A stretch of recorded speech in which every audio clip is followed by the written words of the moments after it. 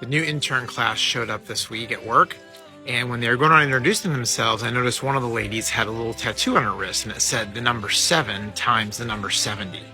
I didn't get a chance to ask her about it, but I wondered if it referred to this passage I'm going to read you from Matthew 18, where it says, Peter comes up to Jesus and says, Lord, how often shall my brother sin against me and I forgive him? Up to 7 times?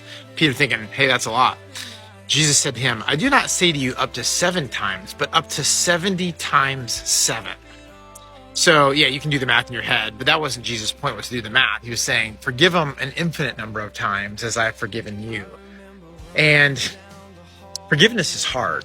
I had a particular incident that was probably 15 or so years ago with someone I was close to, and it's the most hurtful, painful experience I've probably gone through in my life.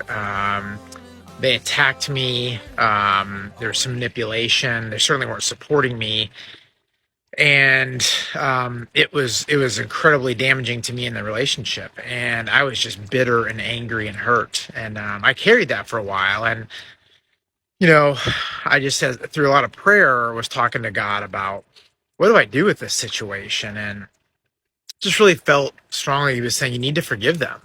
And I'd read about forgiveness and worked through it, and but it was hard. And I was like, God, like, look what this person did though, and like it really hurts. And he kind of side eyes me a little bit and is like, really? Like, look at what you've done in your life. And the whole point of that passage that goes on is he talks about an example of how this king forgives this slave for all they've done, and then the slave doesn't forgive somebody else that's wronged him.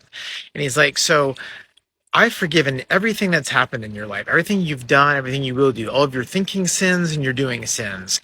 But you can't find it in your heart to forgive this one person.